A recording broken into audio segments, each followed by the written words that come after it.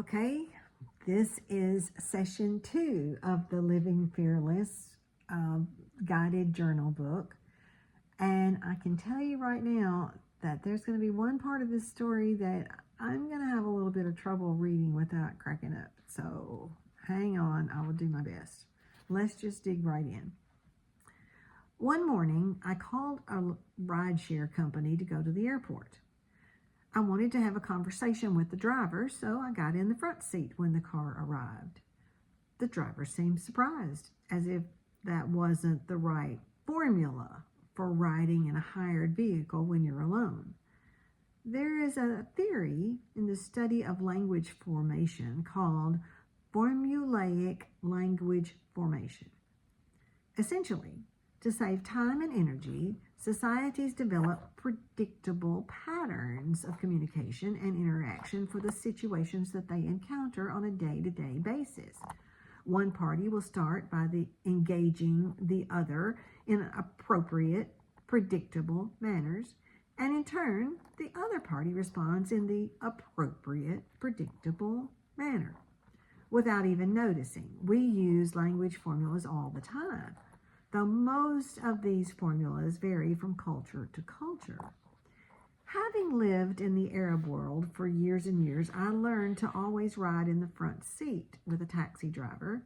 If you get behind the driver, it means you don't like him, so you always get in the front seat. And if you want him to know that you really want to talk to him, you grab his leg, but not with your left hand, because that's unclean. So you have to reach across and grab his leg with your right hand. Being well steeped in this cultural formula, I jumped in the front seat of the rideshare, said hello, and reached over to grab the guy's leg. Startled, he jumped back against the door and said, "What are you doing?" Clearly, I was using the wrong formula of communication for my Americanized driver. "How are you doing?" I asked, attempting to recover from my mistake.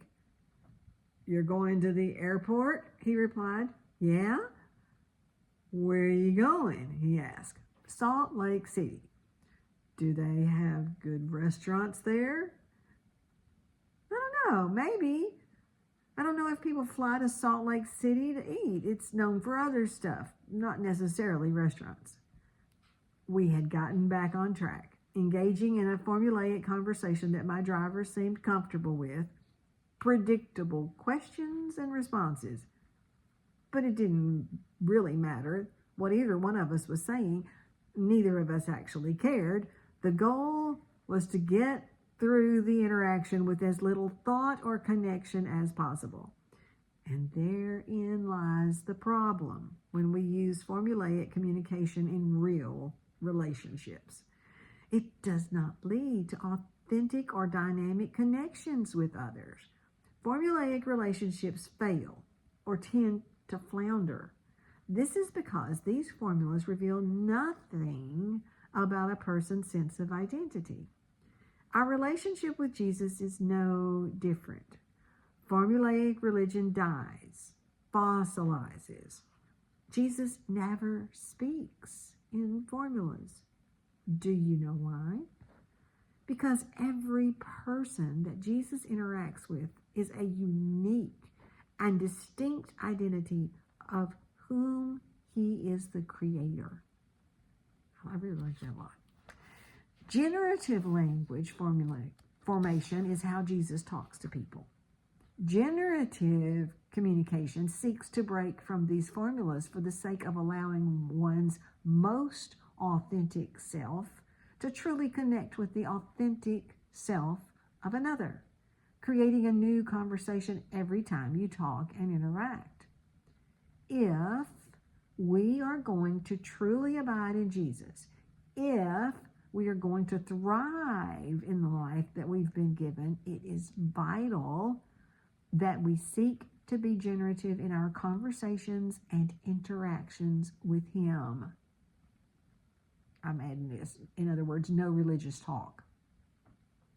It's so easy to fall into formulaic communication in our prayer life. We go through motions. ritualize our interactions with Jesus, and fall into familiar patterns for the sake of ease and comfort. Or even worse, we use formulas attempting to impress others or to control God. But Jesus will never come to you in a formula. He respects and loves you too much to talk to you that way. Instead, he'll be generative in how he talks to you. His words are able to create and resurrect life within you.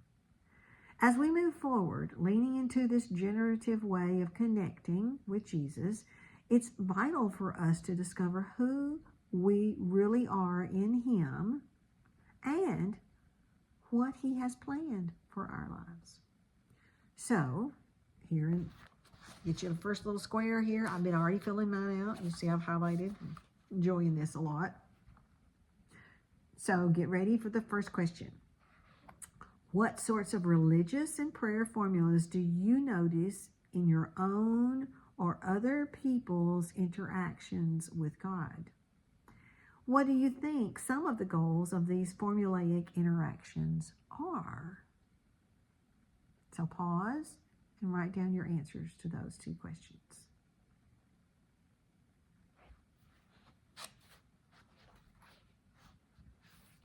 Right.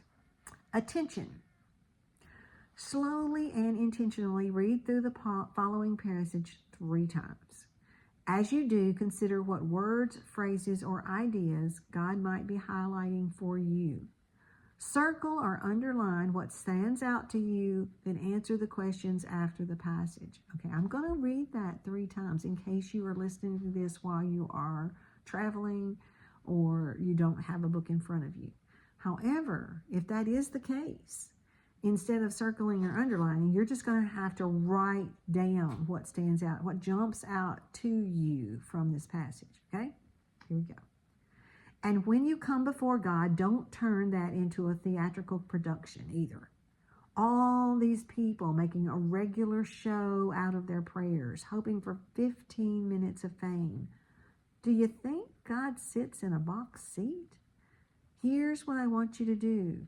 Find a quiet, secluded place so you won't be tempted to role play before God. Just be there as simply and honestly as you can manage. The focus will shift from you to God, and you will begin to sense his grace. The world is full of so-called prayer warriors who are prayer ignorant.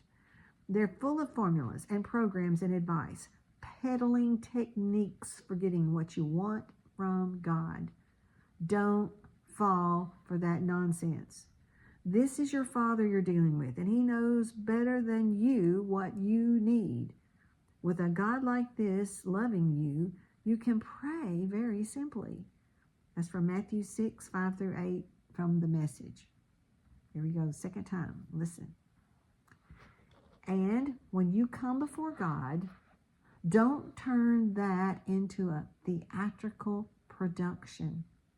All these people making a regular show out of their prayers, hoping for 15 minutes of fame. Do you think God sits in a box seat? Here's what I want you to do. Find a quiet, secluded place so you won't be tempted to role play before God. Just be there as simply and honestly as you can manage. The focus will shift from you to God, and you will begin to sense his grace. The world is full of so-called prayer warriors who are prayer ignorant. They're full of formulas and programs and advice, peddling techniques for getting what you want from God. Don't fall for that nonsense. This is your Father you're dealing with, and he knows better than you what you need. With a God like this loving you, you can pray very simply. Matthew 6, 5 through 8 from the Message. One more time. And when you come before God, don't turn that into a theatrical production either. All these people making a regular show out of their prayers, hoping for 15 minutes of fame. Do you think God sits in a box seat? Here's what I want you to do. Find a quiet, secluded place so you won't be tempted to role play before God. Just be there as simply and honestly as you can manage. The focus will shift from you to God, and you will begin to sense His grace. The world is full of so-called prayer warriors who are prayer ignorant. They're full of formulas and programs and advice, peddling techniques for getting what you want from God. Don't fall for that nonsense. This is your Father you're dealing with, and He knows better than you what you need. With a God like this loving you, you can pray very simply. Okay? Second passage, second box to fill out. After reading the passage above, what most stands out to you? What parts are confusing to you? And what questions do you have? So there's 3 parts there. What stands out the most? What parts are confusing? And what questions do you have? Pause this video and write those down.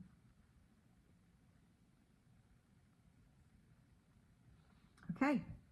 The passage above comes smack in the middle of Jesus' most famous sermon, what we know today as the Sermon on the Mount. Taking up 3 full chapters in Matthew, this sermon was directed to Jesus' followers. See 5:1-2. Although we know that there was a crowd present and listening to what Jesus had to say, we found that out in chapter 7, verse 28. In this, we see the presence of 2 distinct groups. The disciples, who sought to live in the new and generative ways of the kingdom of God, and the crowds, who were still very much steeped in the religious and cultural formulas of their day.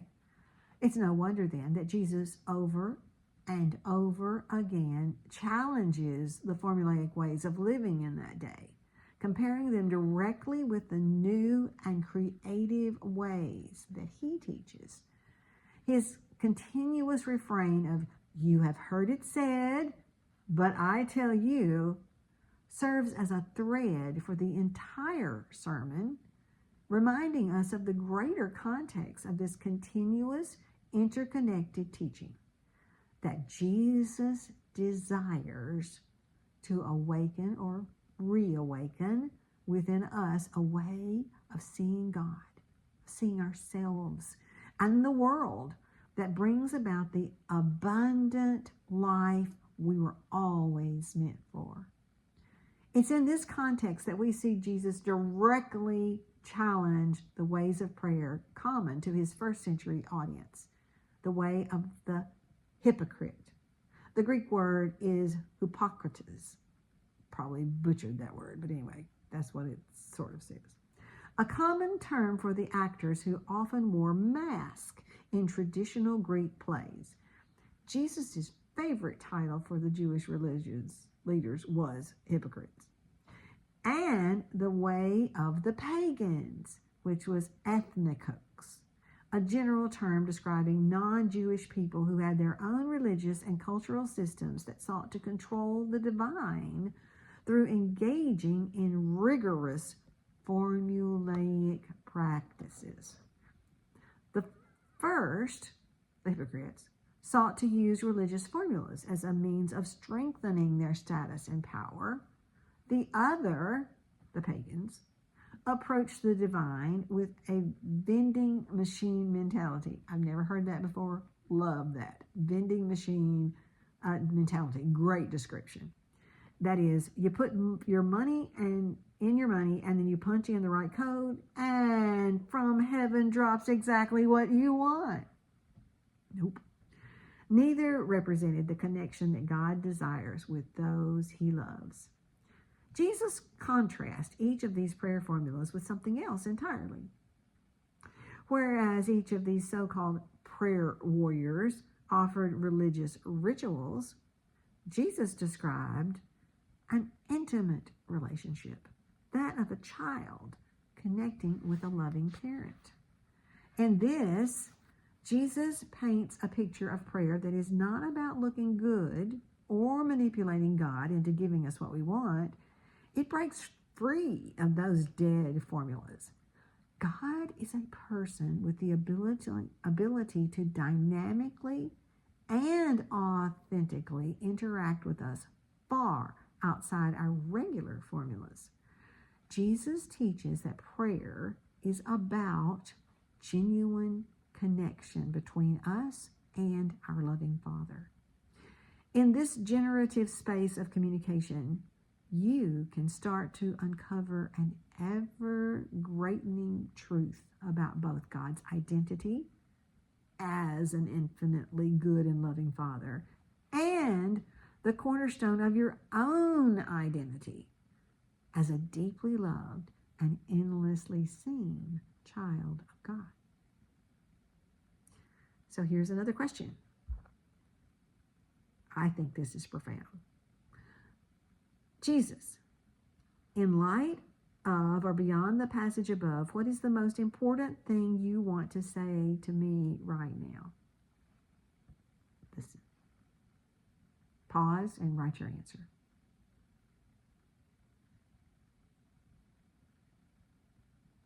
Okay?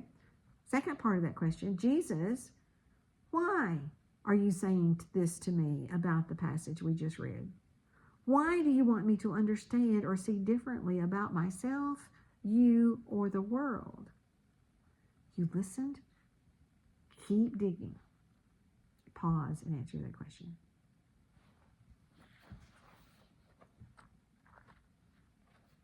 Awareness. Prayerfully consider the last 24 hours, morning, afternoon, and evening, allowing yourself to become aware of Jesus' presence with you throughout the day. Chart out your day below. Again, this is one of these charts that you have morning, afternoon, evening. The first column will say what situations, events, experiences, thoughts, and feelings is Jesus highlighting for you. And the second column is what does Jesus want to say to me about what he has highlighted. Pause and write that down. The next question. Considering what Jesus highlighted for you above, ask him how he was present with you throughout your day. How might he want you to notice him in similar situations in the future? Pause and write that down. Annunciation. Ask Jesus the following questions and write out the first thing he brings to your mind. First one, Jesus, what aspect of my false identity am I holding on to that you want to highlight for me today? Pause and answer. Second question, Jesus, how does that aspect of my false identity leave me to live from a place of fear? How does it awaken in me the desire to compete, compare, self-protect, and or self-promote? Pause and answer. Now, pray this following prayer over yourself, lifting up and releasing to Jesus the aspect of your false self he has revealed to you. Ready for the prayer? Personalize it for yourself. Put your own name, your own pronouns in there. Lord Jesus, as I give this aspect of my false identity to you, cleanse me of that lie and the fear it produces. I give it to you now, Jesus Christ. By the power of your life, death, and resurrection, I leave my burdens at the cross and take up your protection from and silencing of the enemy and all the false things in my life as you bear this false identity in your own flesh.